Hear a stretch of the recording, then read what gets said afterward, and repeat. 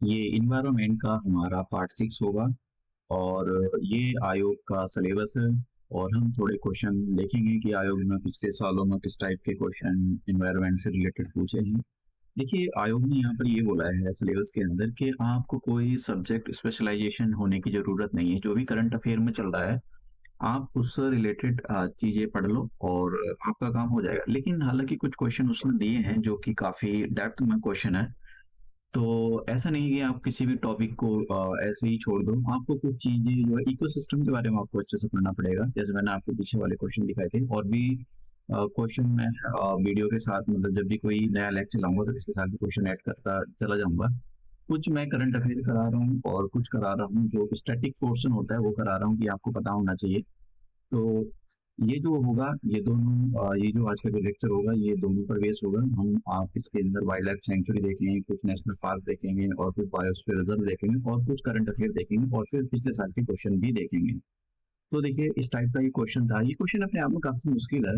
जो sustainable development से 2020 में पूछा था कि discuss the sustainable development goals started after submitting और रिपोर्ट। ये काफी मतलब अपने आप में क्वेश्चन डिफिकल्ट है। तो आयोग ऐसा नहीं सिंपल से क्वेश्चन आपके आगे रख दिए। सिंपल से क्वेश्चन नहीं होते, सभी तो नहीं होते। एक ही क्वेश्चन था, ये तो जेन्युइन क्वेश्चन है जो बनता भी है। यूपी के अगर आप पीसीएस के लिए तैयारी कर रहे हो तो आपको पता भी होना चाहिए कि भाई यूपी के अंदर कितनी रामसर साइट है। उसके बाद ना ये क्वेश्चन है जैसे tiger project, tiger elephant wild life protection protection act 1972 और बायोडाइवर्सिटी एक्ट 2002। तो ये एक्ट मैं धीरे धीरे कंप्लीट भी करता चल रहा हूँ। तो ये एक्ट जो है मतलब आपको इसमें एक मैं सेपरेट लेक्चर लाऊंगा जिसमें सारे के सारे एक्ट होंगे। लेकिन फिर भी आपको पता होना चाहिए कि भाई ये जो ये कब लॉन्च किया था, टाइगर प्रोजेक्ट कब लॉन्च किया था और ये कब लॉन्च किया था, एलिफेंट प्रोजेक्ट कब लॉन्च किया था और वाइल्ड लाइफ प्रोटेक्शन एक्ट कब आया था, 1972 के अंदर आया था। और बायोडाइवर्सिटी एक्ट ये तो शायद मैंने करा दिया है पिछले वाले लेक्चर में। फिर भी मैं इनको एक सेपरेट लेक्चर में एक पूरी जो पूरा लेक्चर होगा वो इसी पर होगा। लेकिन फिर भी जब आप तैयारी कर रहे हो तो आपको धीरे धीरे कुछ ना कुछ चीजों को कलेक्ट करते रहना चाहिए। बस मैं आपको ये दिखा रहा हूँ कि जरूरी नहीं कि आप ये क्वेश्चन सॉल्व करो। और ऐसा नहीं है, आपको क्वेश्चन का थीम समझना चाहिए कि आयोग किस टाइप के क्वेश्चन दे रहा है। अब देखिए यहाँ पर नेशनल सिंबल और सेंचुरी ये 3 स्टेट के अंदर आती है। मैं इसको भी कवर करूंगा, मध्य प्रदेश और राजस्थान और उत्तर प्रदेश के अंदर आती है। तो इसको मैंने अभी तो इंक्लूड नहीं किया है। मध्य प्रदेश से काफी सारे नेशनल पार्क और वाइल्ड लाइफ सेंचुरी है और बायोस्फीयर रिजर्व है। कुछ मैंने कवर कर लिया, कुछ मैं आज एक तो कवर करूंगा। ठीक है, वर्ल्ड ओजोन डे काफी बार क्वेश्चन पूछा गया है और ये यहाँ पर ये पूछा गया है जो नीति आयोग है, वो अपना sustainable development goal index India index निकाल जारी करता है। तो इसमें थोड़ा क्वेश्चन उसने ये घुमा फिरा कर पूछा था कि भाई इसमें से ऐसे इनमें से कौन सा स्टेट है जो टॉप 5 की कैटेगरी में नहीं आता है। तो मैंने यहाँ पर जो है दो अभी जो रिसेंटली रिलीज हुई थी 2024 की रिपोर्ट, उसके सारे डिटेल कवर कर ली है जितने भी आयोग पूछ सकता है। देखो ऐसा नहीं है कि मतलब सारी डिटेल मैंने कवर कर ली है तो पूछने के लिए तो कुछ भी पूछा जा सकता है। लेकिन जिन पर क्वेश्चन बनते हैं, क्योंकि अगर आयोग ने अंदर से पूछ लिया तो फिर और मुश्किल हो जाएगा। क्योंकि सस्टेनेबल डेवलपमेंट तो आप सोचोगे सस्टेनेबल डेवलपमेंट शायद कोई साल ऐसा होता है जिसपे क्वेश्चन ना पूछता हो। सस्टेनेबल डेवलपमेंट में क्वेश्चन पूछता ही पूछता है। अब देखिए यहाँ पर बायोस्फीयर रिजर्व के बारे में दे दिया, सिमलीपाल हो गया, पंचमढ़ी हो गया, नंदा देवी हो गया। तो ये बायोस्फीयर रिजर्व दे रखे हैं। और मैं एक और बात बताना चाहता हूँ। मैं पिछली बार जब आपको पिछले वाले लेक्चर में क्वेश्चन सॉल्व करा था तो उसमें आयोग ने ये जो है नंदा देवी जो 2022 का क्वेश्चन सॉल्व था वो 2022 में क्वेश्चन नंदा देवी उसमें उत्तर प्रदेश में दे रखा है। और यहाँ पर इस वाले क्वेश्चन में ये 2021 का क्वेश्चन है, इसमें नंदा देवी जो है उसने उत्तराखंड में दिया हुआ है। तो आंसर उत्तराखंड ही है। अब देखिए मतलब मैं ये कहना चाहता हूँ कि ये जो क्वेश्चन फ्रेम करने वाले होते हैं इनके पास क्या होता है, जैसे कि क्वेश्चन बैंक होती है। तो ये अपना क्वेश्चन बैंक को जो है अपडेट करते नहीं है। और किसी जब भी इनको क्वेश्चन फ्रेम करना होता है तो उसमें से कॉपी पेस्ट कर देते हैं। तो ये भी नहीं पता होता इसका आंसर क्या है और क्या ये जो इन्फॉर्मेशन जिस इंफॉर्मेशन पे क्वेश्चन फ्रेम कर रहे हैं वो अपडेटेड है या नहीं, इनको नहीं पता होता है। और वैसे अगर आप इनसे मिलोगे तो ये कहेंगे कि हमारे एक्सपर्ट होते हैं, हमारे जो क्वेश्चन फ्रेम करने का जो क्वेश्चन पेपर तैयार करने की एक टीम होती है। देखो टीम नहीं होती, ये सब ना चौंचले होते हैं। ये तो सबको पता है कि अगर देखो टीम होती, आपको अगर एक 4 या 5 बंदों की एक्सपर्ट की टीम दी जाए तो कैसे पॉसिबल हो सकता है कि क्वेश्चन गलत हो जाए? नहीं हो सकता। मतलब कि इनके क्वेश्चन काफी सारे गलत आते हैं। 150 क्वेश्चन और 500 क्वेश्चन इनके गलत ही निकल जाएंगे। तो इनके पास एक्सपर्ट की कोई टीम नहीं होती है। वो सारे के सारे क्वेश्चन जो होते हैं इनको कॉपी पेस्ट कर देते हैं। ये लास्ट के जो 1 मंथ पहले पेपर सेट कर देते हैं, कॉपी पेस्ट करके उसको ये तैयार कर देते हैं। तो अब इनके पास कुछ होता नहीं है, कभी आप सोच रहे हो कि भाई ये बहुत ज़्यादा, इनको तो खुद, इनसे ज़्यादा जो नॉलेज होती है वो स्टूडेंट्स को होती है, इनको नॉलेज नहीं होती है, तो कॉपी पेस्ट करते हैं, बस इनको पावर मिली हुई है वहाँ पर, आयोग में स्पेशल पावर, तो जिसको बैठ कर ये यूज या मिस करते हैं। अब हम यहाँ पर बायोस्फीयर के बारे में बात करते हैं। देखो ये काफ़ी इंपॉर्टेंट है, आपको ये पता होना चाहिए ये जो मेन और बायोस्फीयर रिजर्व प्रोग्राम है ये कब स्टार्ट किया गया था। ये यूनेस्को का प्रोग्राम है, 1971 में इसको स्टेट के जो है मतलब चलाया गया था 1971 के अंदर। तो एक तो आपको ये पता होना चाहिए किसका प्रोग्राम है, कब चलाया गया था, मैन एंड बायोस्फीयर प्रोग्राम ये। इसके अंदर ही देखो, इसके अंदर क्या है, ये क्या काम करते हैं, दो टाइप से आप किसी भी चीज को कंजर्व कर सकते हो। एक तो जहाँ वो रहती है, स्पेशली हम बात कर रहे हैं किसी भी प्लांट या स्पीसीज की, जो एनिमल मतलब फ्लोरा एंड फौना की बात कर रहे हैं। तो एक तो आप किसी भाई आप प्लांट आपने खेतों में लगा दिया, तो आप तब उसको प्रिजर्व कर सकते हो। तो क्या, और एक वन मतलब जो बहुत सारे फॉरेस्ट होते हैं, प्रोटेक्टेड एरिया जिनको बोलते हैं, वहाँ पर कोई जो प्लांट है वो ग्रो कर रहा है नेचुरली, तो उसके लिए जो नेचुरल उसका हैबिटेट है, नेचुरल जो उसका घर है, वो आपका खेत नहीं है, उसका जो नेचुरल हैबिटेट है, हैबिटेट का मतलब होता है घर जहाँ पर कोई चीज रहती है, तो वो उसका वाइल्ड लाइफ सेंचुरी हो सकता है, प्रोटेक्टेड एरिया में से कुछ भी हो सकता है, नेशनल पार्क हो सकते हैं। तो इसीलिए किसी भी चीज को अगर आपको प्रिजर्व करना है, तो आपको उसके घर में, उसके हैबिटेट में, उसके इकोसिस्टम में उसको प्रिजर्व करना चाहिए, ना कि बाहर। तो जब भी आप किसी चीज को किसी उसी के इकोसिस्टम में प्रिजर्व करते हैं, तो उसको बोलते हैं इन सीटू। ठीक है, in situ conservation. Ex situ conservation भी होता है, लेकिन वो अभी मैंने इस पर ये कंजर्वेशन का एक सेपरेट लेक्चर, अगर आपको यहाँ पर समझ में नहीं आता है, क्योंकि आयोग ने 2 बार क्वेश्चन पूछा है इन सीटू कंजर्वेशन और एक्स सीटू कंजर्वेशन को, तो मैंने पूरी तरह से डेडिकेटेड लेक्चर इस पर ही बनाया है। तो अब यहाँ पर ये कुछ ये पता लगा हमारे पास कि मेन और बायोस्फीयर जो प्रोग्राम वो यूनेस्को का 1971 में स्टार्ट हुआ था, और इनका जो मेन, इनका जो काम होता है, ये क्या काम करते हैं कि किसी भी स्पीसीज को जो फ्लोरा एंड फौना होता है उसी के जो उसका नेचुरल इकोसिस्टम है उसी में उसको प्रिजर्व किया जाए। ठीक है। अब यहाँ पर एक और चीज है, ये जो हेल्प लेते हैं ये लोकल कम्युनिटी की हेल्प लेते हैं। देखो अगर अब ये यूनेस्को जो है कहाँ का, ऑल वर्ल्ड के इसमें साइंटिस्ट जुड़े रहते हैं, एनवायरमेंटलिस्ट होते हैं। अब उनको कैसे पता है कि इंडिया के अंदर जो है सिमलीपाल बायोस्फीयर रिजर्व को कैसे कंजर्व किया जा सकता है। तो ये तो केवल यहाँ की जो लोकल कम्युनिटी जो सिमलीपाल बायोस्फीयर रिजर्व के अंदर रहती है उन्हीं की पता है, उन्हीं को पता होता है। तो इसीलिए ये उनकी हेल्प लेते हैं, क्योंकि देखो अगर आप जैसे राजस्थान में बड़ा अच्छा एग्जाम्पल है बिश्नोई कम्युनिटी। तो बिश्नोई कम्युनिटी को मतलब एक कुछ लोग बदनाम भी कर रहे हैं, और जैसे कि वो पता नहीं, छोड़ो उसको। तो लेकिन ये जो इको फ्रेंडली कम्युनिटी है, मैं हमेशा बोलता हूँ कि जो इंडिया के लोग हैं वो इको फ्रेंडली नहीं है। यहाँ पर हमारे जो भारत के लोग हैं वो इको फ्रेंडली बिल्कुल भी नहीं है। आपको नॉर्दर्न कंट्री मिल जाएगी, स्वीडन मिल जाएगा, आपको नॉर्वे मिल जाएगी, वो काफी इको फ्रेंडली कंट्री है, वो बहुत एनवायरमेंट के साथ अपने आप को बहुत अच्छे से उन्होंने अलाइन किया हुआ है। लेकिन इंडिया के लोग ना इतने इन्वॉल्व नहीं है, उनको पता भी नहीं है कि इन्वायरमेंट, इसलिए हमारे यहाँ पर कोई जब भी इलेक्शन लड़े जाते हैं, चाहे वो कोई स्टेट के इलेक्शन हो, जनरल इलेक्शन, लोकल इलेक्शन, उसमें इन्वायरमेंट का कोई मुद्दा ही नहीं रहता है। अगर स्पेशली बात की जाए नदर्न स्टेट की, तो नदर्न स्टेट में बहुत बुरा हाल है पॉल्यूशन से रिलेटेड।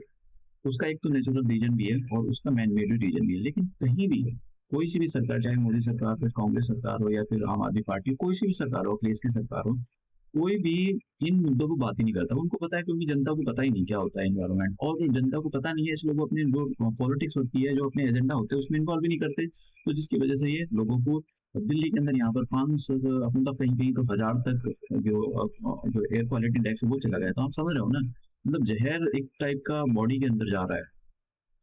तो सबसे बड़ी प्रॉब्लम जो होती है, इनोसेंट जो होते हैं उनको बड़ी प्रॉब्लम है, जो प्रॉब्लम क्रिएट कर रहे हैं उनको तो कोई प्रॉब्लम नहीं, वो तो क्रिएट कर ही रहे हैं, लेकिन उसका जो खामियाजा है ऐसे लोगों को भुगतना पड़ रहा है जिन्होंने कुछ किया भी नहीं। अब हमारे पास जो नेक्स्ट हमारा जो सॉरी, जो पहला आज का बायोस्फीयर रिजर्व है वो है gulf of Mannar biosphere reserve. तो आपको ज्यादा इसमें डिटेल में जाने की जरूरत नहीं, कहाँ पर उसकी लोकेशन है ये आपको उसके बारे में पता होना चाहिए। तो लोकेशन के पॉइंट ऑफ व्यू से अगर मैं बताऊं, तो ये पूरा तमिलनाडु का जो मैप है, ये पूरा अगर आप देख रहे हो ये पूरा तमिलनाडु है, ये वाला। और इधर यहाँ पर हो गया केरला, ये ऊपर हो गया कर्नाटका। मैंने यहाँ पर आपको पिछले वाले लेक्चर में जो है नीलगिरी बायोस्फीयर रिजर्व के बारे में बताया था, और उसकी नीलगिरी बायोस्फीयर रिजर्व के जो अलग अलग कंपोनेंट थे, जैसे मैंने आपको आपको नगरा होल बताया, यहाँ पर बांदीपुर बताया था, ठीक है, साइलेंट वैली नेशनल पार्क के बारे में बताया, बहुत सारी वाइल्ड लाइफ सेंचुरी के बारे में, और वायनाड वाइल्ड लाइफ सेंचुरी के बारे में बताया था। तो ये कहाँ पर है, इनकी लोकेशन आपको पता होनी चाहिए, बहुत इंपॉर्टेंट है। मतलब यूपीएससी में 2 बार 2-3 बार क्वेश्चन पूछा गया है यहाँ पर, और इसके अंदर ही पूछा गया है, ये जो पीसीएस होता है, अलग अलग पीसीएस में पूछे गए। अब यहाँ पर बात करते हैं, ये जो आप देख रहे हो ना, ये वाला जो पैच देख रहे हो, यही है हमारे पास gulf of Mannar biosphere reserve. तो ये अब देखो बायोस्फीयर रिजर्व हो सकता है पूरी तरह से लैंड पे ही हो, जैसे कि यहाँ पर मैंने नीलगिरी बायोस्फीयर रिजर्व बताया था, और हो सकता है पूरी तरह से पानी में हो, और हो सकता है कि वो पानी में भी हो और जमीन पर भी है। तो जो बायोस्फीयर रिजर्व होते हैं कैसे भी हो सकते हैं, तो इनको प्रोटेक्ट, तो ये आपको पता होना चाहिए। ये तमिलनाडु के अंदर है, ठीक है। यहाँ पर ये जो लगा हुआ है, देखो ऐसे एग्जैक्टली लोकेशन के बारे में नहीं पता होता कि आप सोच रहे हो कि मैं यहाँ पर कि आप टेप लेके जाकर या कोई भी जाए, ऐसा नहीं होता। बस थोड़ा सा एक अंदाजा होता है कि आपसे नहीं पूछेगा भाई कौन से डिस्ट्रिक्ट में आ रहा है, बहुत कम चांस है, उनको भी नहीं पता है कौन सा डिस्ट्रिक्ट में आ रहा है। तो ये इतना जो पैच दिखाई दे रहा है, ये जो है हमारा इंडियन ओशन है आधा, तो थोड़ा सा पार्ट इंडियन पानी का है और थोड़ा सा कुछ लैंड यहाँ पर ये ओशन है, लैंड का पार्ट है। तो ये हो गया हमारे पास जो गल्फ ऑफ मन्नार बायोस्फीयर कहाँ पर है। मैंने यहाँ पर थोड़ी इन्फॉर्मेशन डाल दी है जो आप एक बार पढ़ लो, लेकिन आपको जो मैंने यहाँ पर बोला है कि कहाँ पर है, ये इसके बारे में पता होना चाहिए। पिछले साल के मैं आपको क्वेश्चन भी दिखाता जा रहा हूँ, जिसकी वजह से आपको ये पता लगे कि किस टाइप के क्वेश्चन यहाँ पे पूछे जा रहे हैं। देखो आपको प्राइवेट टेस्ट सीरीज अगर आप कोई लगा रहे हो, तो देखो अनाप शनाप क्वेश्चन लगाने की कोई जरूरत नहीं। आप पीसीएस की तैयारी कर रहे हो, ना कि यूपीएससी की। तो यूपीएससी में तो बहुत सारी चीजें मतलब वो फाड़ू चीजें पूछता है, लेकिन यहाँ पर नहीं पूछता है वो। जितनी भी पूछी गई हैं वो सारी की सारी एक मतलब बायोस्फीयर रिजर्व से रिलेटेड जो पूछी गई है, मैं तो फॉलोइंग होता है। एक side biosphere reserve national park या वाइल्ड लाइफ सेंचुरी होती है, दूसरी साइड जो होता है उसी स्टेट का नाम होता है।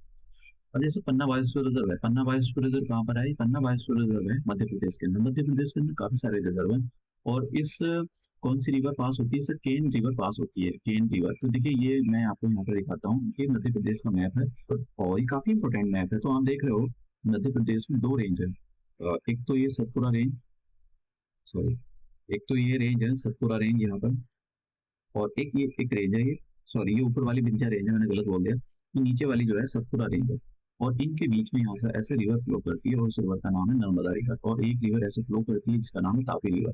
तो दोनों की दोनों बेस्ट फ्लोइंग रिवर है, मतलब इधर की ओर फ्लो करती है बेस्ट, गिरती है इंडियन ओशन में भी। यहाँ पर जो अरेबियन सी है, अरेबियन सी के अंदर अपना पानी ट्रेन करती है।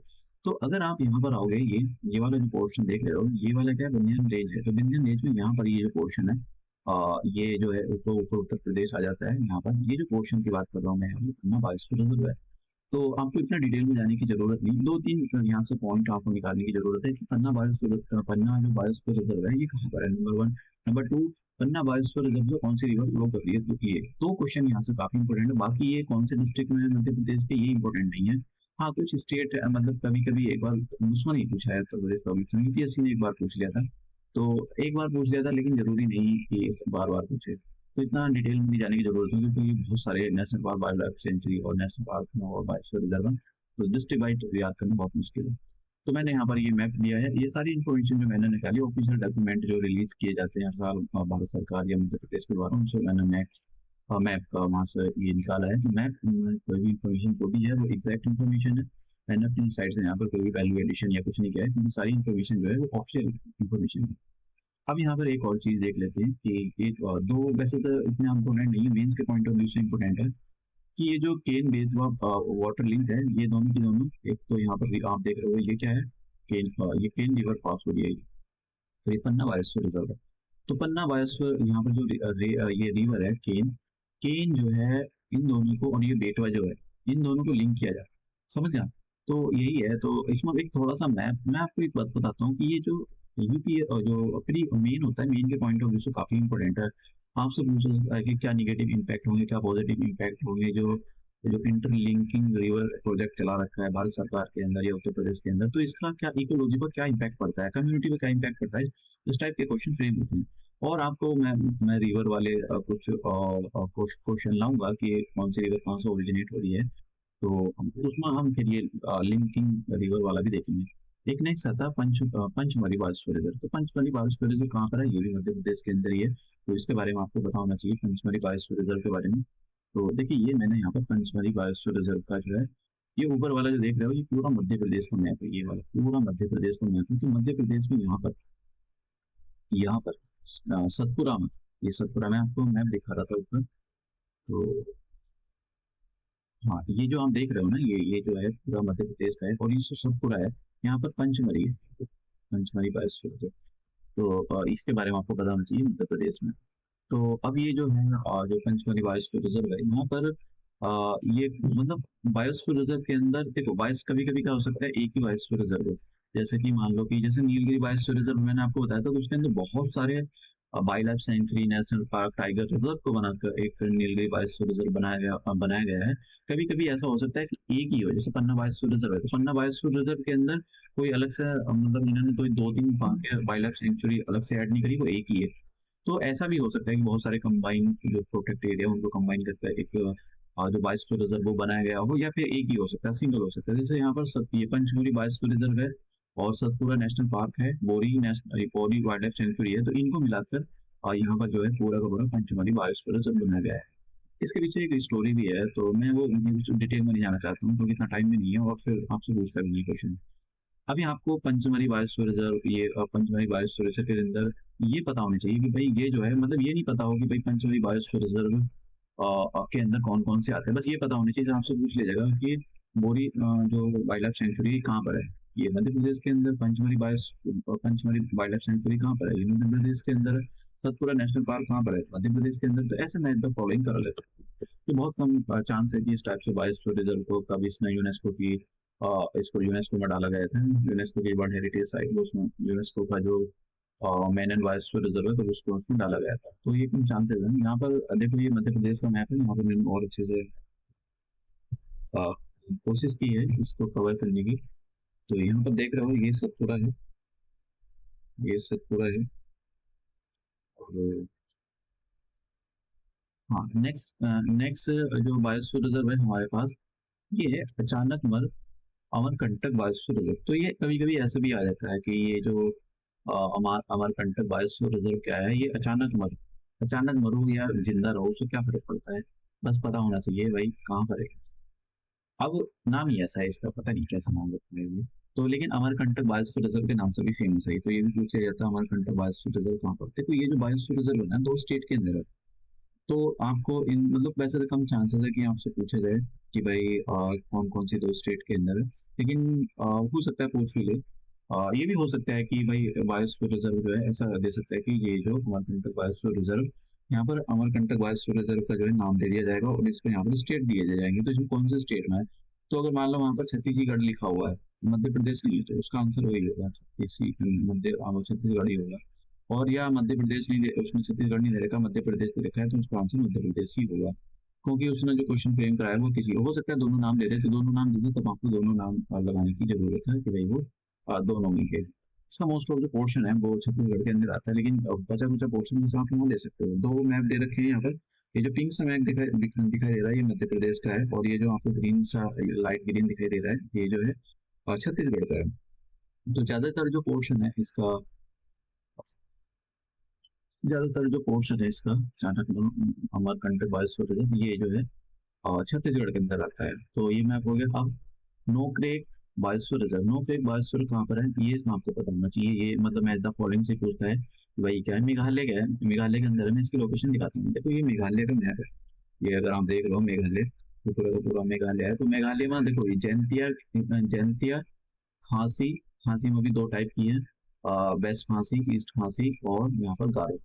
जयंतिया गारो फांसी, आप कैसे भी नाम याद कर सकते हो, पूछता है यार उसके अंदर, क्वेश्चन के अंदर मतलब क्वेश्चन पूछा गया जो के अंदर कि इनको जो है ऐसे पूछता है, इनको जो है वेस्ट टू ईस्ट अरेंज करें, या तो ऐसे बोलेगा वेस्ट टू ईस्ट अरेंज करें, या फिर पूछता है कि आपको ईस्ट टू वेस्ट अरेंज करें। तो आपको पता होना चाहिए भाई ये क्या आता है, इधर शायद में और गारो खांसी जयंतिया ये हिल्स आती है, तो इसके बारे में आपको पता होना चाहिए। और ये जो आप रेड रेड देख रहे हो ना, नौकरी बायोस्फीयर रिजर्व है, तो नौकरी बायोस्फीयर रिजर्व कहाँ पर है, मेघालय में। ये सीधा स्टेट फॉरवर्ड क्वेश्चन है, आपको पता होना चाहिए इसके बारे में। तो बाकी और कुछ ज्यादा इन्फॉर्मेशन की जरूरत नहीं है आपको। सिमलीपाल बायोस्फीयर रिजर्व, तो सिमलीपाल बायोस्फीयर रिजर्व कहाँ पर है, सिमलीपाल बायोस्फीयर रिजर्व जो है उड़ीसा के अंदर। उड़ीसा के दो तीन हम जो है नेशनल पार्क और वाइल्ड लाइफ सेंचुरी देखेंगे, काफी इंपॉर्टेंट है। तो अब मैं जरा मैप दिखा देता हूँ आपको। तो ये अगर आप मैप देखो, हाँ, यहाँ पर मैप देखते ही है। तो देखो, ये जो आप देख रहे हो ना, ये वाला इधर की साइड में तो सबसे बड़ा बायोस्फीयर रिजर्व है यहाँ पर, सिमलीपाल बायोस्फीयर रिजर्व, ये वाला। और ये वाला जो पोर्शन आप देख रहे हो इधर, ये बंगाल आ जाता है ऊपर की ओर, ये वाला पोर्शन बंगाल का है। तो ये जो पोर्शन है Similipal biosphere reserve, Similipal tiger reserve, Similipal wild life sanctuary, दोनों को मिलाकर ये सिमलीपाल बायोस्फीयर रिजर्व बनाया गया है। तो इस पर क्वेश्चन सीधा पूछता है कि भाई कहाँ पर है ये, तो स्टेट का नाम दिया जाएगा, भाई ये उड़ीसा के अंदर। कई बार क्वेश्चन पूछा है इसने। और यहाँ पर और भी चीजें हैं, एक तो यहाँ पर सतकोसी बायोस्फीयर रिजर्व पूछ लेता है। मैंने नाम तो नहीं डाला, लेकिन मैप पे तो आपको पता होना चाहिए। यहाँ पर सतकोसी बायोस्फीयर रिजर्व और टाइगर रिजर्व या वही वाइल्ड लाइफ सेंचुरी है, तो इसके बारे में आपको पता होना चाहिए कहाँ पर है। इसके अंदर एक और चीज थी ये, यहाँ पर भीतरकनिका नेशनल पार्क, तो भीतरकनिका नेशनल पार्क भी है। हाँ, ये यहाँ पर जो देख रहे हैं ना, यहाँ पर कहीं भीतरकनिका नेशनल पार्क है। तो ये भी बहुत बार पूछा गया है, बहुत फेमस है। और यहाँ पर एक और है, ये वाला जो पोर्शन देख रहे हैं, गरी माता वाइल्ड लाइफ सेंचुरी है, गरी माता। तो आपसे पूछा जा सकता है भाई गरी माता वाइल्ड लाइफ सेंचुरी कहाँ पर है, ये भीतरकनिका नेशनल पार्क कहाँ पर है? ये काफी फेमस नेशनल पार्क है जो। और देखो इसके अंदर एक तो सिमलीपाल वाला और भीतरकनिका वाला, गरी माता और ये सतकोसी बायोस्फीयर रिजर्व, ये तो वायरल मतलब ये पूछे जाते हैं, बहुत ज्यादा फेमस है ये अपने आप में। और ये वाली हम चिल्का लेक के बारे में देखते हैं, चिल्का लेक जो है कहाँ पर है, ये आपसे भी पूछा जा सकता है। तो यहाँ पर और एक और मैप दे दिया मैंने यहाँ पर, तो आप मैप से देख सकते हो। तो ये एक सिमलीपाल का बायोस्फीयर रिजर्व का यहाँ पर जो है मैंने डायग्राम लिया है। अब ये आपको पता लग गया उड़ीसा के अंदर है, तो थोड़ी थोड़ी इन्फॉर्मेशन आपको इसके बारे में पता होनी चाहिए। ज्यादा तो मुझे नहीं लगता है कि ये पीसीएस वाले ज्यादा कोई डेप्थ में पूछते हैं। तो देखो अगर बहुत ज्यादा डेप्थ में आ गया तो फिर तो कोई सॉल्व नहीं कर सकता है उसको, तो फिर तो और मुश्किल हो जाएगा। अब बात करते हैं यहाँ पर, मैं ये बताता हूँ आपको, ये गरी माता वाइल्ड लाइफ सेंचुरी, गरी माता वाइल्ड लाइफ सेंचुरी जो है मैंने आपको इसका मैप दिखाया है, उड़ीसा के अंदर है। ये गरी माता जो वाइल्ड लाइफ सेंचुरी है ना, इस पर देखो, यहाँ देखो, ये ये पानी में है और यहाँ पर जो है ना कोस्ट है यहाँ पर। तो यहाँ से ना एक टर्टल की प्रजाति मिलती है इंडियन ओशन में। तो वो टर्टल जो है करोड़ों की तादाद, मतलब लाखों की तादाद में यहाँ पर आकर अपने अंडे देते हैं, यहाँ पर अपना घोंसला बनाते हैं। मास नेस्टिंग होती है, बहुत बड़ी तादाद में यहाँ पर जो है अपना घोंसला बनाते हैं। और इनके जो मास नेस्टिंग बोलते हैं, मतलब जो एक बहुत बड़ी तादाद में यहाँ पर ये अपने घोंसले बनाते हैं, अंडे देते हैं, तो उन्हीं को अरीवाड़ा बोला जाता है। ठीक है, तो आपको पता होना चाहिए भाई, यहाँ पर इनका मास नेस्टिंग होता है। बॉलीवुड ये ऐसे पूछा जा सकता है, वैसे कम चांस है, लेकिन कभी कभी पूछे अरीवाड़ा क्या है, तो ऐसा भी पूछ सकता है। या इसमें से बताओ कि अरीवाड़ा जो या मास नेस्टिंग है कौन सी वाइल्ड लाइफ सेंचुरी या नेशनल पार्क, इस टाइप से क्वेश्चन ले देता है। इसमें से इसके अंदर या अरीवाड़ा के लिए कौन फेमस है, कौन सी वाइल्ड लाइफ सेंचुरी फेमस है, इस टाइप के क्वेश्चन पूछ लेता है। तो अब भीतरकनिका नेशनल पार्क के बारे में मैंने आपको बताया कि भीतरकनिका नेशनल पार्क जो है ये उड़ीसा के अंदर है। तो अब चिल्का लेक के बारे में आपको पता होना चाहिए, इस पर चिल्का लेक को क्वेश्चन काफी बार पूछा गया है। तो एक तो यही पता होना चाहिए कि भाई ये चिल्का लेक कहाँ पर है। चिल्का लेक जो है उड़ीसा के अंदर है। और ये जो largest brackish water lake lagoon है, ठीक है, और सेकंड लार्जेस्ट कोस्टल लैगून, मतलब एशिया में सबसे बड़ा ब्रैकिश वाटर जो लैगून है, वो कौन है? चिल्का लेक। तो इसके बारे में आपको पता होना चाहिए भैया, ऐसे क्वेश्चन पूछेगा चिल्का लेक कहाँ पर है। इसको तो ये तो मैंने इन्फॉर्मेशन डाल दी है आपको इसमें। और एक ये तो पॉइंट बहुत ज्यादा इंपॉर्टेंट है, ये जो वेटलैंड होते हैं, ये इंडिया का पहला वेटलैंड था उस टाइम। हाँ, इंडिया का ये पहला इंदिरा गांधी की सरकार थी उस टाइम पर, इंदिरा गांधी की सरकार के अंडर जो है इसको वेटलैंड ऑफ, जो देखो मैं वेटलैंड पे एक अलग से लेक्चर लाऊंगा, लेकिन आपको ये पता होना चाहिए इंडिया जैसे ये वेटलैंड है, तो रामसार कन्वेंशन जो है वेटलैंड के लिए बना हुआ है। तो रामसार कन्वेंशन जब बना था, तो उसके अंदर जो है जो वेटलैंड है और जो काफी इंपॉर्टेंट है, उसको जो रामसार कन्वेंशन है इसके अंदर एक रजिस्टर होता है। उस रजिस्टर के अंदर रजिस्टर को मतलब रजिस्टर किया जाता है, डाला जाता है उसके अंदर। और उसको जो भी आपने जिस भी वाइल्ड लाइफ सेंचुरी का नाम इसमें लिखवा दिया है आपको, उसको वाइल्ड लाइफ सेंचुरी नहीं, ये अपने आप में ये एक वेटलैंड होते हैं। तो उसको जो है फिर प्रोटेक्ट करने के लिए उसको रिसर्च होती है कि कैसे उसको बचाया जाए। पैसे भी दिए जाते हैं, कम्युनिटी इंटरनेशनल कम्युनिटी पार्टिसिपेट करती है कि कैसे इसको जो है वेटलैंड को बचाया जाए। तो इंडिया का पहला वाला ये जो है वेटलैंड था चिल्का, जो चिल्का लेक है, इसको इंडिया का फर्स्ट वेटलैंड, मतलब ये पहला रामसार साइट है इंडिया की। तो ये आपको बताना चाहिए कि ये इस पर तो क्वेश्चन बना भी है, काफी इंपॉर्टेंट क्वेश्चन है। तो यहाँ पर ये उड़ीसा है, और उड़ीसा का ये आप देख रहे हो, ये जो है चिल्का लेक। तो यहाँ पर मैंने मैप डाल दिया है और इसके अंदर तो बस पता होना चाहिए, इतना मैप में डिटेल में जाने की जरूरत नहीं है। अब यहाँ पर एक ये मतलब एक और लेक पूछी जाती है शायद, मैंने, हाँ, केरला में एक लेक है बेम्बे नाड। तो बेम्बे नाड जो है एक लेक है, ये एक उड़ीसा की मतलब सबसे बड़ी लेक है। पूछा जाता है, ये ऐसे पूछ जाता है, मैं द फॉलोइंग करा लेता है वो। तो ऐसा कुछ मतलब ज्यादा तो नहीं मतलब पता होना चाहिए आपको, बस ये पता है कि कहाँ पर केरला के अंदर है ये। तो ये देख केरला का मैप है, तो ब्लू कलर, इसमें काफी रिवर फ्लो करती है इसमें। ये जो लेक है काफी मतलब लॉन्गेस्ट लेक है ये, तो बहुत बड़ी लेक है। एक तो देखो ये लिखा हुआ है लॉन्गेस्ट लेक, आपसे पूछा है लॉन्गेस्ट लेक कहाँ पर है। तो ऐसे काम चांस इस टाइप के क्वेश्चन पूछे एसएससी वगैरह में शायद पूछ सकता है, लेकिन इस टाइप के क्वेश्चन नहीं पूछ सकता। मैं तो फॉलोइंग करा सकते हैं आपसे कि भाई ये वाली जो लेक है ये कहाँ पर है, तो इस लेक के बारे में आपको पता होना चाहिए। अब थोड़ा सा हम करंट अफेयर देख लेते हैं। तो करंट अफेयर में वर्ल्ड वाटर डे कब सेलिब्रेट किया जाता है? वर्ल्ड वाटर डे जो हर साल है वो 22 मार्च को सेलिब्रेट किया जाता है। और इस बार की जो थीम थी, जो 2024 में सेलिब्रेट किया गया था, इस बार की जो थीम थी लेवरेजिंग वाटर फॉर पीस। क्योंकि बहुत सारे, देखो थीम तो ये हमेशा ऐसी बनाते हैं कि कहीं ना कहीं उसको जो है प्रोटेक्ट करना चाहिए। जैसे कि अभी कि अभी काफी मतलब पानी को लेकर बहुत सारी लड़ाई चल रही है। बहुत सारे मतलब चाहे दो स्टेट हो, दो कम्युनिटी हो, पानी को लेकर भी बहुत लड़ी जा रही है। तो ये कहीं ना कहीं कहते हैं कि भाई पानी को बचाना है, और पानी को जब बचाओगे तभी पीस स्टैब्लिश हो सकती है। एक तो ये क्वेश्चन। दूसरा, सस्टेनेबल डेवलपमेंट से जोड़ना है। देखो जब भी आप पानी में मतलब जब भी आप किसी भी चीज को मेंस की आंसर राइटिंग कर रहे हो, तो अपने आंसर को जो है सस्टेनेबल एनवायरनमेंट से जब भी आप रिलेटेड कोई क्वेश्चन लिख रहे हो, और इकोनॉमी से भी आपको अगर कोई क्वेश्चन लिखना है, तो आपको कहीं ना एक दो पॉइंट आपको सस्टेनेबल डेवलपमेंट से गोल से लिंक जरूर करना है जब भी आप अपना कंक्लूड कर रहे हो आंसर। बहुत इंपॉर्टेंट है। तो पानी से रिलेटेड सस्टेनेबल डेवलपमेंट गोल 6, ये इससे रिलेटेड है। ये क्या कहता है कि ensure the availability of the end sustainable management of the water and sanitation for all. तो देखो सस्टेनेबल डेवलपमेंट शायद कोई साल ऐसा जाता हो और national park wild life century इसके अंदर जो पीसीएस वाला है, Uttar Pradesh public service commission वाला, ये शायद क्वेश्चन ना पूछता हो, हर साल पूछता है। तो ये हो गया। अब हम थोड़े से सस्टेनेबल डेवलपमेंट के गोल के बारे में देख लेते हैं। मैंने अलग से एक लेक्चर डेडिकेट किया पूरा इसी पर, शायद मुझे पता नहीं 8वां नंबर का लेक्चर दिख रहा है, मैंने अपलोड नहीं किया है वो। तो सस्टेनेबल डेवलपमेंट मैं थोड़ा सा यहाँ पर बता देता हूँ। सस्टेनेबल डेवलपमेंट जो है, ये 2030 तक का एजेंडा है। आपसे कभी कभी पूछ लिया जाएगा 2030 एजेंडा क्या है। ठीक है, तो 2030 एजेंडा क्या है? सस्टेनेबल डेवलपमेंट है। मतलब जो सस्टेनेबल डेवलपमेंट होता है, मतलब सस्टेनेबल डेवलपमेंट बोलते किसको है, मैंने इसकी डेफिनेशन भी इंक्लूड की है सब जगह। देखो सस्टेनेबल डेवलपमेंट इसको बोलते हैं कि भाई आप आज जो है ह्यूमन सारे रिसोर्सेज को कंज्यूम करता जा रहा है, और बहुत जो बहुत तेज गति से इनको एक्सप्लॉइट करता है। ओवर एक्सप्लॉइटेशन, वेस्ट भी कर रहा है बहुत सारे रिसोर्सेज। तो हमको क्या है, रिसोर्सेज को वेस्ट नहीं करना, अपनी आने वाली फ्यूचर जनरेशन के लिए भी उनको जो है बचा कर रखना है। तो यही होता है सस्टेनेबल डेवलपमेंट। डेवलपमेंट देखो मैं आपको एक एग्जांपल बताता हूँ। मतलब ये पता नहीं कि हमारे मतलब ठीक है, देखो उन्नति करनी चाहिए, लेकिन उन्नति में कहीं भी ऐसी चीज नहीं हो जो आपको नीचे गिरा दे।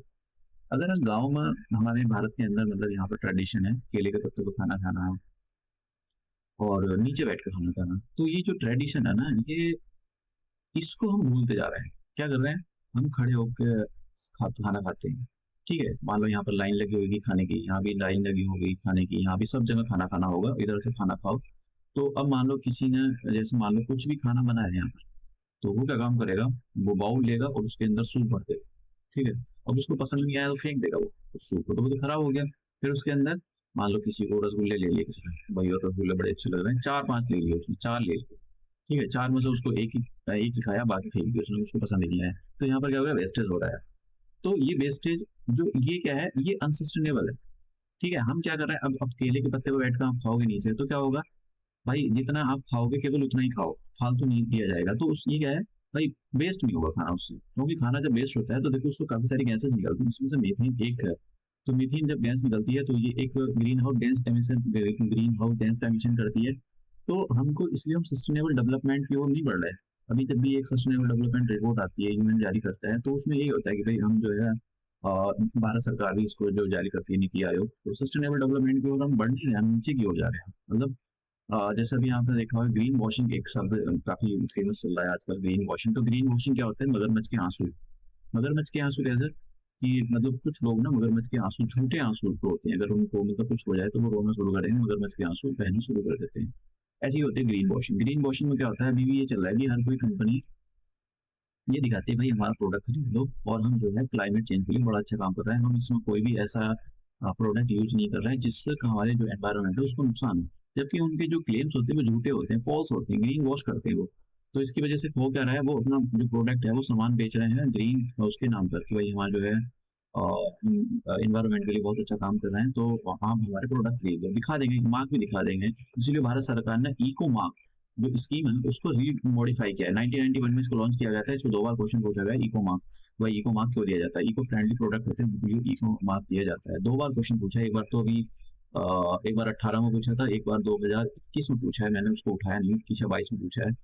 100% श्योर हूँ, मैं पूछा है क्योंकि मैंने देखा है क्वेश्चन, मैंने बस उस पर स्क्रीनशॉट लिया नहीं था। तो 2 बार क्वेश्चन पूछा, एक बार 2018 में पूछा है। तो अब ये क्या करते हैं कि मतलब ऐसे लोगों को झूठे वो दिखाएंगे, देखो हम इको इन्वायरमेंट के लिए अच्छे काम कर रहे हैं, तो इसको बोलते हैं ग्रीन वॉशिंग। मतलब एनवायरमेंट कंपनी इन्वायरमेंट जो इको फ्रेंडली प्रोडक्ट है वो उससे अपने सामान नहीं बना रही है, वो क्या काम कर रही है, बना ट्रेडिशनल से ही कोल फूक रही है और उससे अपने सामान बना रही है, लेकिन दिखाएंगे क्या, देखो हमने सोलर एनर्जी का यूज करके ये प्रोडक्ट बनाया है। तो वो क्या है, झूठे क्लेम्स है, तो उसको बोलते हैं ग्रीन वॉशिंग। तो ग्रीन वॉशिंग जो है, अगर आ जाए तो भाई ग्रीन वॉशिंग किससे रिलेटेड है, तो क्या ये सर्फ एक्सेल से रिलेटेड है, ऐसी दुनिया भर की चीजें को टर्म दे देते हैं वो। तो ग्रीन वॉशिंग जो होते हैं झूठे वादे हैं, फॉल्स क्लेम कंपनी का। तो कहीं ना कहीं इस टाइप से अगर आपको मिले तो आप उसको सॉल्व कर सकते हो, क्वेश्चन पूछा गया है, इस टाइप के क्वेश्चन पूछा जाता है। तो ये जो है यूएन की सस्टेनेबल डेवलपमेंट, टोटल कितने गोल हैं, टोटल 17 गोल हैं। तो हम देखते हैं भाई इनके गोल, ये याद रखना एजेंडा 2030 मतलब क्या है, सस्टेनेबल डेवलपमेंट गोल से रिलेटेड। सस्टेनेबल डेवलपमेंट गोल को 2030 तक इसको ऑब्टेन करना है, एक्वायर करना है। ये 17 गोल दिए होते हैं। मैं ऐसा बोलता हूँ कि नेशनल पार्क, अगर आपको मान लो कुछ नहीं आता है और आपको पता करना है कि भाई ये इस बार पीसीएस में क्या आना है, तो दो चीज करके जाओ, नेशनल पार्क करके जाओ और ये सस्टेनेबल डेवलपमेंट गोल करके जाओ। आपके 2 नंबर तो 100% कोई काट ही नहीं सकता है, मतलब दो, ये तो 2 आने ही आने हैं। ठीक है, अब आप ये 7 है, 7 में से आना ही आना है इसमें से, 100% आएगा इसमें से, तो पूछता ही वो हर साल पूछता है। तो सस्टेनेबल डेवलपमेंट गोल है, आपको पता होना चाहिए कि ये सस्टेनेबल डेवलपमेंट गोल 1 किससे रिलेटेड, नो बॉडी। और एक और बात, इन गोल को अपने मेंस के आंसर राइटिंग से लिंक करना चाहिए जब भी आप आंसर को कंक्लूड कर रहे हो, तो ठीक है। तो उससे एक जो है आपका पता लगता है कि आप जो है इन्वायरमेंट फ्रेंडली हो। जैसे ग्रीन वॉशिंग होता है, ऐसे ही आपका आंसर जो है बेवकूफ बना सकते हो आप एग्जामर को, वो एग्जामर भी समझ जाता है, अच्छा है ठीक है बेवकूफ बना रहे हैं इंडिया के लोग, इंडिया के लोग कौन से इको फ्रेंडली है। अब बात करते हैं यहाँ पर हमारे जो अर्थ है, थोड़ा सा देख लेते हैं क्वेश्चन, मतलब पूछ सकता है कि हमारी जो अर्थ है, हमारी अर्थ पर जितना भी पानी है, देखो अर्थ की जो जितनी भी सरफेस है ना, अर्थ की सरफेस है, अर्थ की सरफेस पे 71% का जो है पानी भरा हुआ है, बाकी जो 29% है वो लैंड लैंड वाला पार्ट है। तो इसमें से सारा का सारा पानी जो है पीने लायक नहीं है। मोस्ट ऑफ पानी जो है ओशन में भरा हुआ है और वो सारा का सारा खारा पानी है। आप उसको पी नहीं सकते। आपको अप्रोक्सीमेट और 97 पॉइंट, सॉरी इतने परसेंट जो पानी है, वो पानी सारा का सारा ओशन में भरा हुआ है और उस पानी को वो पीने लायक नहीं है। तो फिर ये पीने लायक पानी नहीं है, तो फिर पानी कितना होता है पीने लायक, 2.5% फ्रेश वाटर। तो ये जो फ्रेश वाटर पानी बचा, वो पानी कहाँ कहाँ पर है, ये काफी इंपॉर्टेंट क्वेश्चन है, आपसे पूछा जाता है कि अर्थ पर कितने परसेंट फ्रेश वाटर पानी है, 2.5%। तो कहीं कहीं ये देखो, ये आंकड़ा बदल सकता है, कहीं कहीं तो दे देता है वो 2.7 और 2.5, 2.7 और 3%, 3%। तो ये जो आंकड़े आप याद रखना, क्योंकि इनमें से कुछ भी दे सकता है, और मतलब लगभग आप देख लेना भाई इतना ही है। उसके बाद में ये पानी है कहाँ का? ये 3% जो, लगभग 3% पानी बचा, 2.5% फ्रेश वाटर जो बचा, जो जिसको हम पीते हैं, खेती करते हैं, कहाँ पर है? सबसे ज्यादा पानी तो ग्लेशियर के अंदर जमा है। ठीक है, ग्लेशियर के अंदर जो है बर्फ की फॉर्म, आइस कैप की फॉर्म में जमा है। फिर उसके बाद ग्राउंड वाटर के अंदर भरा हुआ है, बाकी जो है नदी नालियों में सरफेस पर इसमें भरा हुआ है। तो ये आपको पता होना चाहिए, इसमें से भी ये बहुत ग्लेशियर पिघल रहे हैं, तो वो सारा का सारा ओशन में कन्वर्ट हो रहा है, तो आने वाले टाइम में बड़ी दिक्कत हो जाएगी। देखो मैं बोलता हूँ, हर बार बोलता हूँ कि 5 मास एक्सटिंक्शन हो चुके हैं अर्थ पर, 5 बार धरती ने जो है पूरी की पूरी जातियों को खत्म कर दिया, जितनी भी यहाँ पर फॉरा फौना थे, कुछ नहीं बचा था, नई सिरे से जो है यहाँ पर अर्थ पर लाइफ उत्पन्न हुई है। अब नेक्स्ट बारी जो है इंसान की है, और ये इंसान की वजह से ही होगा। तो आने वाले टाइम में आपको देखा होगा कंकाल भी नहीं मिलेंगे इंसान के। ठीक है, क्योंकि इंसान ऐसे ऐसे काम कर रहा है ना जिसकी वजह से ग्लोबल वार्मिंग हो रही है। इंसान कितने साल तक जी सकता है? मुझे नहीं लगता है कि शायद आने वाले 100 साल या 200 साल तक भी ये अच्छे से जी पाएगा। 50 साल के अंदर तो देखो मास एक्सटिंक्शन हो ही जाएगा जहाँ तक उम्मीद है, क्योंकि जिस रेट से इंसान रिसोर्सेज को यूज कर रहा है अनसस्टेनेबली, तो उस टाइप से तो इंसान का मतलब काल पास नहीं है। अब यहाँ पर एक रिपोर्ट देखते हैं, यूएन वर्ल्ड वाटर रिपोर्ट। आपसे क्वेश्चन पूछा जा सकता है, वर्ल्ड वाटर रिपोर्ट 2024 कौन रिलीज करता है? यूएन रिलीज करता है बस। और आपको जो है, जब वर्ल्ड वाटर डे था तो उसी पे ये रिलीज की गई थी। हाँ, एक और उसको ज्यादा मतलब वो कभी कभी अपने आप को 30 मार्क का समझ लेते हैं, तो वो एग्जामर, तो वो क्या काम करता है, रिपोर्ट का पहला पन्ना देखेगा और उसमें लिखा रहता है थीम, तो थीम भी डाल देगा। ऐसा पूछेगा कि जो वर्ल्ड वाटर डेवलपमेंट रिपोर्ट 2024 थी, इसकी थीम क्या थी? तो इसकी जो थीम थी वो water for prosperity and the peace, ये थीम थी इसकी, समझ गया? तो ये जो है आपको मतलब पता होना चाहिए। देखो ये ना हम लोग कह नहीं सकते, क्वेश्चन पेपर ऐसा नहीं होता है कि भाई क्वेश्चन पेपर ये इजी बना देते हैं, ये इनके मूड के ऊपर डिपेंड करती है। अब उसको, अब जैसे मान लो किसी को बोलिएगा, किसी को बोला गया एक्सपर्ट को, इनके एक्सपर्ट होंगे, होते तो नहीं है, किसी को बोला गया कि भाई यहाँ 5 क्वेश्चन फ्रेम करके लाना है एनवायरनमेंट पे। अब ये जो होते हैं उसको वैसे ही घर का काम रहता है, घर में उसको मतलब वैसे ही, क्योंकि सरकारी नौकरी वाले जो होते हैं ये सब निठल्ले होते हैं, मोस्ट ऑफ तो निठल्ले हैं, 100 में से मतलब एक दुक्का निकाल दो, बाकी सब खा खा कर भैंसे की तरह गैगंड हो रहे होते हैं ये।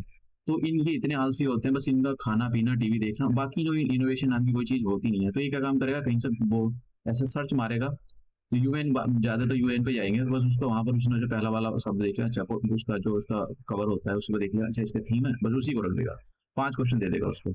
तो ये इनका मतलब ऐसा होता है। अब ये किसको याद रहता है कि भाई थीम से बहुत सारी रिपोर्ट होती है, तो मतलब अब क्वेश्चन डिफिकल्ट हो गया, उसका काम भी हो गया। तो ये ऐसे लोग होते हैं, बाकी उसको कोई लेना देना नहीं इस रिपोर्ट के अंदर क्या लिखा है क्या नहीं लिखा है, उससे ज्यादा तो उन बच्चों को पता होता है। तो ये सिस्टम होता है इनका। अब sustainable development report, sustainable development report कौन जारी करता है, देखो यूएन जारी करता है, ये पता होना चाहिए। हाँ, अब इसको ज्यादातर क्वेश्चन नहीं पूछेगा इसके अंदर। सस्टेनेबल डेवलपमेंट मैंने आपको बता दिया कि सस्टेनेबल डेवलपमेंट कितने 17 है, 2030 तक इनको जो है एक्वायर करना, ऑब्टेन करना है। और ये आपको पता होना चाहिए। और फिर बात करते हैं कि इंडिया भी जारी करता है। मैं यहाँ पर एक और बात बताना चाहता हूँ, ये जो सस्टेनेबल डेवलपमेंट रिपोर्ट जो यूएन जारी करता है, ये ये इसमें क्या करते हैं, पूरे जो देश हैं 193, इनको देखते हैं कि भाई ये जो सस्टेनेबल डेवलपमेंट गोल को एक्वायर करने के लिए, इन्होंने ऑब्टेन करने के लिए, उन गोल को अचीव करने के लिए कितना काम कर रहे हैं। 17 सस्टेनेबल डेवलपमेंट गोल है, तो फिर उसी के बेसिस पे ये जो है देखते हैं कि भाई जो काम नहीं हो रहा है या फिर काम हो रहा है, या किस किस पर काम हो रहा है, किस किस पर काम नहीं हो रहा है, 17 का ये जो है रिपोर्ट जारी करते हैं। इंडिया के अंदर भी एक जो है सस्टेनेबल डेवलपमेंट रिपोर्ट जारी की जाती है, तो इसका नाम है sustainable development goal India index 2024। 2023-24 को ये मतलब 2023-24 होती है, लेकिन अगर 2024 आ जाए तो वो समझ जाना कि इसी रिपोर्ट की बात हो रहा है। अब इसको कौन जारी करता है, पहला क्वेश्चन आया हुआ है, यूपीएससी के अंदर ही पूछा है, Uttar Pradesh public service commission ने पूछा है, बिहार पब्लिक सर्विस कमीशन ने पूछा है, और Himachal Pradesh public service commission ने भी पूछा है। तो इसको जो जारी करता है नीति आयोग जारी करता है। वो ये जो जैसे मैंने कहा 17 सस्टेनेबल डेवलपमेंट गोल है, तो 17 में से ये केवल 16 सस्टेनेबल डेवलपमेंट गोल पर ही रिपोर्ट जारी करते हैं, 17 के 17 पर जारी नहीं करते। एक तो क्वेश्चन ये बन सकता है। दूसरा, किसने जारी करी। तीसरा, देखो इस बार जो 2023 और 24 का ये जो sustainable development India index report जो नीति आयोग ने जारी की थी, इसमें इंडिया की रैंकिंग क्या थी, मतलब इंडिया को ओवरऑल स्कोर कितना मिला, तो ये पूछ सकता है। तो इंडिया का ओवरऑल जो स्कोर था 71 था। अब दूसरा क्वेश्चन स्टेट वाइज पूछा जा सकता है। देखो थीम भी पूछी जा सकती है। यहाँ पर जो ये जो मैंने उसका बैक कवर का जो है स्क्रीनशॉट ले लिया था, तो यहाँ पर थीम लिखी हुई है टूवर्ड्स द विकसित Bharat sustainable progress inclusive growth, तो ये थीम है। तो आपसे पूछ सकता है थीम, जैसे मैंने कहा इनको जब भी वो दिया जाता है कि भाई आप जो वो ना, तो उनके जो एक्सपर्ट होते हैं, बता दिया मैंने उनकी क्या क्या खास बात होती है। उसी भी मतलब धरती पर, जैसे आपने देखा होगा अभी Uttar Pradesh public service commission के अंदर देखो प्रॉब्लम क्या है। अब बच्चों मतलब क्या है, स्टूडेंट्स कोई आईएएस कोई आईपीएस बनता है, उसको बना दिया जाएगा ये किसी आयोग का चेयरमैन प्रेसिडेंट फलाना ढिमकाना, ये बना दिया जाएगा। अब पहला वो जब वो पहला स्टूडेंट था, स्ट्रगल कर रहा था, वो गरीब होता, उसने अपनी भैंस बेच कर और गाय का दूध बेच बेच कर जो है पढ़ाई करी, और फिर वो रिक्शे वाला या चाहे रिक्शे वाला हो सकता है, उसको सब नजर आता है उस टाइम पर। ठीक है, जब वो आईएएस या आईपीएस नहीं बना तो उसको सब नजर आता है क्या प्रॉब्लम नहीं है। ठीक है, स्टूडेंट्स में क्या मतलब स्टूडेंट्स के लिए क्या सुधार करना चाहिए या सरकार क्या गलत कर रही है, लेकिन जैसे ही वो आईएएस या आईपीएस ऑफिसर बना उसको चेयरमैन, फिर वो भूल जाएगा कि उसके साथ क्या प्रॉब्लम थी, वो कहाँ से आया। यही हुआ जो Uttar Pradesh public service commission का जो चेयरमैन है, चेयरमैन वो उत्तर प्रदेश का ही है। तो जब पहला था तो तब तो उसको लगता होगा कि भाई अच्छा ठीक है भाई ये दिक्कत है, सरकार ये गलत कर दी। अब वो चेयरमैन बन गया, वो बच्चों के साथ गलत कर रहा है, तो उसको नहीं दिखाई दे रहा है क्यों। अब यही है सिस्टम गलत, समझ आप। तो ये गलती उसके चेयरमैन की नहीं है, गलती अपने आप की है। तो यही होता है, सरकारी नौकरी आपकी लगी तो आप भूल जाओगे कि आप क्या, आप भी डिस्क्रिमिनेशन करोगे, तो ये बड़ी प्रॉब्लम है। कि मतलब ये जो है ये तभी आता है जब आपके अपने नियम rule regulation ethics ethical value का आपने डेवलप करी हो कि भाई गलत हो रहा है तो गलत हो रहा है। अब उसको चेयरमैन को भी पता था गलत हो रहा है, लेकिन बच्चों ने धरना दिया, इतना वहां पर बवाल किया, जब जाकर वो उसको किया। और तो ये उसको भी पता था गलत हो रहा है, लेकिन वो कर रहा था, जिसको जो उखाड़ना है उखाड़ लो। तो यही होता है, अगर आपको बना दिया जाए आईपीएस और आपको, तो आप भी गलत करोगे। जैसे वहाँ का एक वो आया था चेयरमैन आया था, सॉरी वो कोई वो था आईपीएस ऑफिसर था इलाहाबाद का, वो भी खड़ा हुआ था, उसको भी पता गलत हो रहा है, लेकिन सबको पता था गलत हो रहा है, लेकिन कोई भी ये नहीं बोल रहा था सरकार के खिलाफ कि भाई ये गलत हो रहा है, आपको ये नहीं करना चाहिए। वो क्योंकि ये सब अ, अ, चमचे होते हैं ये सरकार के, तो इनको भी पता होता है। इनको मतलब किसी जैसे अब ये रिटायर हो जाएंगे तो क्या करेंगे, रिटायर हो जाएंगे तो फिर क्या करेंगे, इनको किसी कमेटी या कोई बिजनेस दे देंगे, इनको कोई टेंडर दे देंगे, तो वो फिर अभी इनको 3.5 लाख के बाद मतलब 3.5 या इतने सुपर स्केल चलता है, इतना ही मिलता है इनको। तो फिर इनको ये सरकार की चमचागिरी करेंगे, रिटायर होने के बाद सरकार इनको किसी अपने किसी चीज में रख लेगी, या फिर कि बच्चा देखो इसने हमारे लिए अच्छा काम किया था। तो ये चमचागिरी होती है। लेकिन ये जो ब्यूरोक्रेट होते हैं, ब्यूरोक्रेट का काम ये नहीं होता कि चमचागिरी करना। अब यहाँ पर ये सस्टेनेबल डेवलपमेंट है, तो मैंने यहाँ पर ये दे दिया है कि किस स्टेट को कितना, और ओवरऑल बस ओवरऑल रैंकिंग इंडिया की याद, और इंडिया की जो ओवरऑल रैंकिंग है नीति आयोग में इंडिया को के लिए 71 स्कोर था इंडिया। अब यहाँ पर ये देखिए, ये वाला ये पहले जब देखो 2018 से जारी किया, 2019-20 और 2020-21 अब जारी किया गया, 2000 ये जो अब जारी जो किया गया है वो 2023-24 का था। तो 2023-24 में इंडिया की जो रैंकिंग है, इसके बारे में आपको पता होना चाहिए कि 2024 में इंडिया का स्कोर है, ये रैंकिंग नहीं है। रैंकिंग तो कोई दूसरा मुल्क जैसे कोई वो देता है, कोई जो भी कोई ऑर्गेनाइजेशन। तो अब नेक्स्ट देखते हैं। अब यहाँ पर जो है ये पूछ सकता है, ये मैंने स्टेट जो है जितनी भी स्टेट है, जैसे इसने 16 सस्टेनेबल डेवलपमेंट गोल दे दिए ऊपर, ठीक है।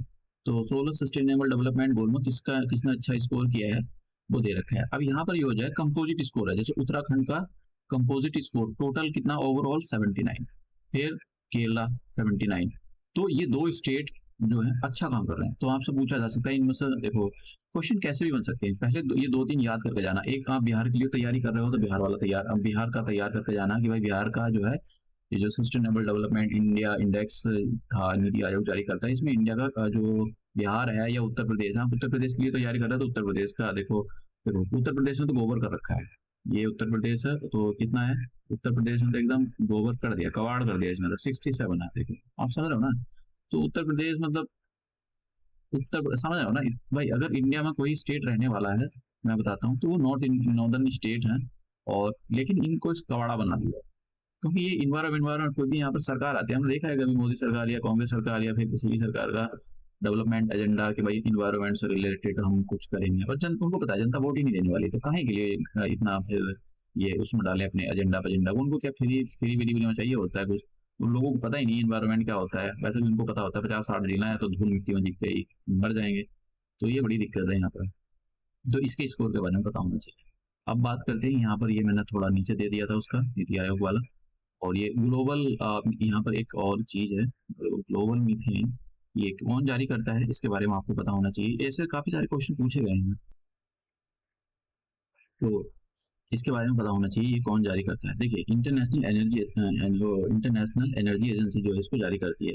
अब मीथेन पे क्वेश्चन था, मैंने रखा तो नहीं है, मैं आने वाले लेक्चर में रखूंगा, बस आपको पढ़ लेना। एक और यहाँ पर छोटी सी इन्फॉर्मेशन है साइंस एंड टेक्नोलॉजी के, साइंस जनरल साइंस के पॉइंट ऑफ व्यू से क्वेश्चन ये पूछा गया काफी बार, ये जो बर्ड फ्लू है, इसका इसका जो वायरस है उसका नाम क्या है, H5N1। तो दुनिया भर के ऑप्शन दे रखे थे, 4 H4N2 इस टाइप के दे रखे थे। तो आपको पता होना चाहिए ये जो बर्ड फ्लू होता है इसके वायरस का नाम, क्योंकि अभी बहुत ज्यादा न्यूज में था ये, इसने हाहाकार मचा दिया था H5N1। तो ये उसके बारे में आपको पता होना चाहिए, मैंने इन्फॉर्मेशन डाल दी यहाँ पर। अब मीथेन के बारे में, हम सोर्स के बारे में, यहाँ पर ये जो ग्लोबल मीथेन है कहाँ कहाँ से एमिट होता है उसके बारे में बताता हूँ। पहले ये जरा एक थोड़ा सा ये था, इसके बारे में बताता हूँ। मीथेन के बारे में काफी इंपॉर्टेंट है, इस पर इनडायरेक्टली क्वेश्चन काफी सारे पूछे गए हैं। तो ये जो है एक ईटानगर, ठीक है, कीर्तन नगर वाइल्ड लाइफ सेंचुरी, मतलब यहाँ पर जो है ये आपसे पूछा जा सकता है भाई ये जो है कहाँ पर है, तो इसके बारे में आपको पता होना चाहिए। ये जो है तेलंगाना के अंदर है। यहाँ पर फॉरेस्ट फायर हो गया था, तो अब यहाँ पर एक मेला लगता है, काफी बड़ा मेला लगता है ये है समका सरल सरला माँ जन तारा। तो ये काफी बड़ा फेस्टिवल लगता है यहाँ पर, 2 साल में एक बार लगता है, तो इसके बारे में पता होना चाहिए।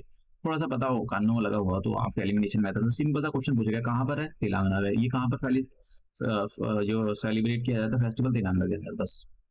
अब यहाँ पर इसके बारे में देख लेते हैं, ये काफी वो है ये वाला मीथेन से रिलेटेड। मीथेन जो है ग्रीन हाउस गैस एमिशन है। तो देखो मीथेन जो है ग्रीन हाउस गैस एमिशन है, तो एक ये पता होना चाहिए भाई ये कौन जारी करता है। ये जो रिपोर्ट है मीथेन ग्लोबल मीथेन ट्रैकर 2024 कौन जारी करता है। अगर मीथेन की बात करें तो मीथेन के जो सोर्सेस हैं वो मैन मेड सोर्सेस हैं और नेचुरल सोर्सेस हैं। तो जैसे वेटलैंड से कैसे एमिट होती है, तो वेटलैंड क्या होते हैं, वेटलैंड के बारे में थोड़ा थोड़ा बता देता हूँ। वेटलैंड पर मैं अलग से लेक्चर पर चलाया हूँ मैंने। तो वेटलैंड क्या होते हैं, ये बहुत बड़े आपके लैगून हो सकते हैं। मैं यहाँ पर तो कुछ बता नहीं सकता हूँ। जैसे यहाँ देखो, जैसे पानी के, जैसे मान लो वाटर फ्लो कर रहा है, तो वाटर के बाद क्या होगा यहाँ पर, जब तो बहुत सारा वाइल्ड लाइफ सेंचुरी यहाँ पर रहती होगी, यहाँ पर कीचड़ होगा, पेड़ उग रहे होंगे, सांप मछली दुनिया भर के, तो इसी को वेटलैंड बोलते हैं। अब ये जो वेटलैंड होते हैं, इसमें होती है यहाँ पर सड़ा हुआ कूड़ा कबाड़ा। तो ये जब सड़ा हुआ कूड़ा कबाड़ा सड़ता है ना, तो अपने अंदर से मीथेन गैस एमिट करता है। समझ आप? बायोमास, बायोमास के बारे में बात करते हैं। जैसे मान लो किसी के घर पर, मैंने अभी आपको बताया क्या हुआ, मतलब शादियों में जो खाना वेस्ट हो जाता है वो बायोमास में कन्वर्ट हो जाता है, तो फिर क्या करता है वो, उसको कहीं कूड़े कूड़े में डाल देंगे। और गोभी, आलू के पत्ते, गोभी के पत्ते, लकड़ी, सड़ा भूसा, पोटी सोटी सब इसमें डाल देंगे।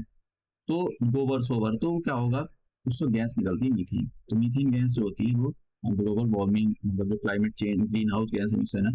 फिर उसके बाद में ये जो भैंसें होती हैं, ये जब अपना मुंह चलाती है तो इनके मुंह से भी जो है ग्रीन हाउस गैसेस निकलती है। और इंसान तो मुंह चला ही रहा है, इंसान तो हर जगह से मतलब ग्रीन हाउस गैसेस, उसको जाने, नहाने, खाने पीने के लिए लाइट चाहिए होती है। लाइट जो है कभी कोल से निकलती है, तो फिर वो फिर या गैस का जो यूज करते हैं वो, तो फिर उनको जो है वो एलपी वो मीथेन गैस रिलीज हो जाती है एटमॉस्फेयर में। तो जैसे हम राइस वाले हो गए, जैसे खेती करते हैं हम इंडिया के अंदर, तो राइस राइस वैसे ऐसी जगह उगाया जाता है इंडिया के अंदर जहाँ उसको नहीं उगाना चाहिए, तो इंडिया के अंदर राइस की खेती की जाती है। और उसमें जो है पानी बहुत चाहिए। एक तो वो जो वाटर इंटेंसिव क्रॉप्स है, पानी बहुत ज्यादा चाहिए होता है। और पानी उसके अंदर जब भरा रहता है, तो उसके अंदर जो बायोमास होता है वो सड़ता है, और उससे निकलती है मीथेन गैस। समझ गए आप? तो मीथेन, ये जो राइस के फील्ड होते हैं, इनसे भी मीथेन गैस निकलती है। देखो मैंने यहाँ पर आपको बहुत सारी चीजें इनडायरेक्टली बताई हैं, उनके बारे में आपको पता होना चाहिए, क्योंकि उसने एक क्वेश्चन जो पूछा था, उसमें से ये पूछा था इनमें से कहाँ से, मतलब ऐसी था बायोमास या कुछ था, उसमें से मीथेन गैस एमिट होती है या नहीं होती है। तो ऐसा क्वेश्चन था। अब मैं जरा यहाँ पर थोड़ा ग्रीन हाउस गैसेस के बारे में बता देता हूँ। तो ग्रीन हाउस गैसेस के बारे में पढ़ लेते हैं जरा थोड़ा सा। देखो वैसे मैंने लेक्चर अलग से इसको किया है। ये जो ग्रीन हाउस गैसेस होती है ना, ग्रीन हाउस गैसेस, इनकी प्रॉपर्टी ये होती है कि जैसे मान लो सन है ये, तो सन बहुत बड़ा, एक बहुत बड़ा सोर्स है, मतलब इसका जो मास है बहुत है। तो जब कभी भी जो बॉडी, मान लो कोई बहुत बड़ी बॉडी है, वो जितनी उसका मास होगा, जितनी बड़ी बॉडी होगी, उतनी ही शॉर्ट वेव रेडिएशन एमिट करती है। शॉर्ट वेव रेडिएशन, समझ गया? शॉर्ट वेव रेडिएशन ये होती है short wave, short wave radiation. और इनके अंदर ना एनर्जी भर भर को होती है, मतलब खूब भरी हुई होती है एनर्जी। वेव लेंथ छोटी होती है इनकी, वेव लेंथ छोटी होएगी, एनर्जी भर भर को होती है, बहुत दूर तक चली जाती है। आप समझ रहे हो? बहुत दूर तक चली जाती है। जब ये अर्थ पर आती है, तो अर्थ पर चारों तरफ गैस का एनवलप भरा हुआ है, मतलब गैसेस का एक चादर है, बहुत सारी गैसेस है उसमें। तो जब ये जो है ये सन्स है, यहाँ पर अर्थ पर आती हैं, तो यहाँ पर जो कार्बन डाइऑक्साइड मिलेगी और ये मीथेन मिलेगी, तो आते हुए तो इसको कुछ नहीं बोलेगी, आते हुए तो इसको कहते हैं कि जाओ बेटा नीचे जाओ। ये नीचे जाएगा, ये जो एनर्जी का पार्टिकल आया ये नीचे जाएगा। लेकिन जब ये अर्थ, अर्थ क्या काम करेगी, कुछ एनर्जी खा लेती है। क्योंकि क्यों खाती है? ठीक है, एनर्जी इसलिए खाती है क्योंकि इंसान को भी तो जिंदा रखना है, पेड़ पौधों को भी तो जिंदा रखना है। तो अल्टीमेटली जो प्रोड्यूसर होते हैं, प्रोड्यूसर कौन होंगे? हरे पेड़ पौधे। उनको चाहिए होता है सन, और उनको चाहिए होती है एनर्जी, सन की एनर्जी। तो वो क्या काम करते हैं, उस एनर्जी को फोटोसिंथेसिस की रिएक्शन के थ्रू कार्बोहाइड्रेट में बदल देते हैं, और फिर जो कुछ एनर्जी अर्थ रिफ्लेक्ट भी कर देती है। जैसे आएगी यहाँ पे, मान लो बर्फ पड़ी है, तो ये टकराएगी और टकराने के बाद ऐसे चली जाएगी, कुछ खा लेगी और कुछ वापसी कर देगी। तो सिंपल सी बात है भाई, कोई इंसान खाएगा तो वेस्ट भी निकलेगा। तो ये क्या काम करती है, जितनी एनर्जी इसने खाई, कुछ वेस्ट भी निकालेगी। मतलब वेस्ट जो निकलता है वो भी रेडिएशन की फॉर्म में निकलता है, तो यहाँ से वेस्ट निकलेगा। लेकिन इस वेस्ट की क्या खास बात है, इस वेस्ट की खास बात ये, यहाँ से जो ये वेव निकलती है ना, एक तो ये लॉन्ग वेव होती है, लॉन्ग वेव टेरेस्ट्रियल रेडिएशन, इसकी जो वेव होती है लॉन्ग वेव होती है। दूसरी, एनर्जी नहीं होती इसमें इतनी, बहुत कम एनर्जी होती है। जैसे मैंने बताया सन से जो रेडिएशन आती है उसमें बहुत ज्यादा एनर्जी होती है, शॉर्ट वेव होती है। लेकिन अर्थ सन की वेव को खाने के बाद जब फिर डकार मारता है, उस अपनी डकार से जो इन्होंने रेडिएशन निकाली, वो लॉन्ग वेव टेरेस्ट्रियल रेडिएशन होती है, और उसमें एनर्जी कम होती है। अब ये जो, जब ये अर्थ से एमिट होगी, तो क्योंकि बाहर बैठा हुआ है कौन, बाहर कार्बन डाइऑक्साइड है, मीथेन है, वाटर वेपर है।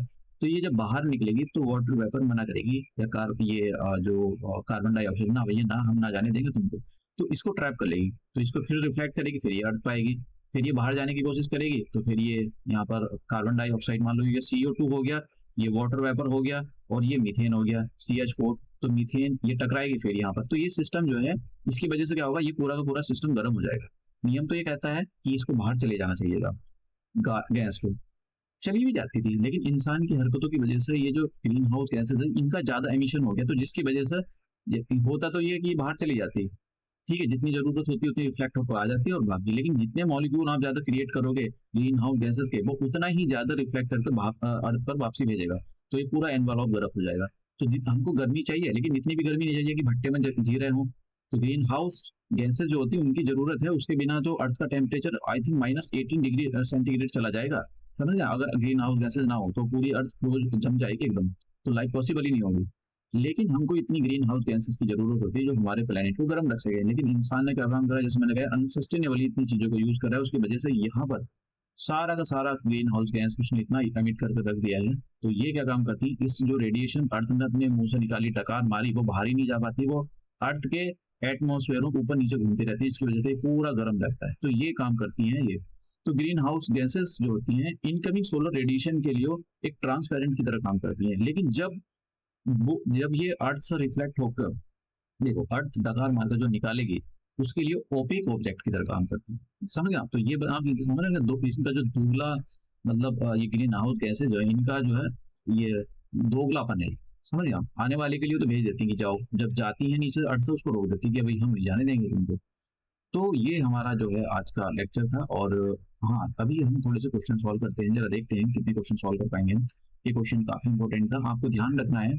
आपको ये ध्यान रखना है कि भाई यूएन से रिलेटेड जो रिपोर्ट जारी की जाती है उसके बारे में आपको पता होना चाहिए, इसका बेसिक थीम ये है, क्वेश्चन सॉल्व करने से मतलब नहीं है। और आपको जो है रामसर साइड में उत्तर प्रदेश का लिए एक डेडिकेटेड लेक्चर अलग से लंबो कितनी उसमें प्रोटेक्टेड एरिया है, ये मैंने आपको बता ही दिया है। तो भाई कब इसको लॉन्च किया था, अगर नहीं भी पता है तो मैं इसको जो है ये मैं 2-3 लेक्चर बाद शायद मैं इसको मैंने डाला हुआ है ये। अब ये national Chambal wild life century type के क्वेश्चन आयोग पूछ रहा है। वो वर्ल्ड ओजोन डे कब सेलिब्रेट किया जाता है, इसमें मैंने वर्ल्ड वाटर डे रखा हुआ है क्योंकि पूछता ही है सस्टेनेबल डेवलपमेंट।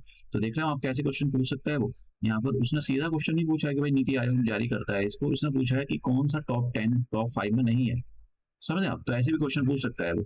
अब यहाँ पर सिमलीपाल पंचमढ़ी ये वाले बायोस्फीयर है, तो इनके जवाब हम जैसे जैसे लेक्चर बढ़ता आगे चला जाएगा तो आप इनके जवाब देने के लायक बन जाओगे। अदरवाइज अभी आप नहीं दे सकते, मैं 2-4 क्वेश्चन आपको सॉल्व करा दूं कि देखो मैं पिछले साल के क्वेश्चन आपको सॉल्व करा रहा हूँ, तो ऐसे ये सब जो है मतलब काम नहीं करता है। ये तभी काम करता है जब आपको बहुत सारी नॉलेज हो, तो फिर वो कोई सा भी आ जाए तो फिर आप सॉल्व कर दोगे।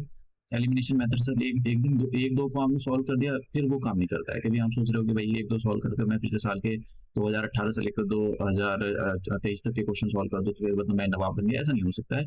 आपको पढ़ना पड़ेगा, बहुत सारे, ये तो बहुत सारे हैं, wild life century protected area जो बहुत सारे हैं। तो हम ये अपना लेक्चर यहीं पर क्लोज करते हैं और मिलते हैं अपने नेक्स्ट लेक्चर में।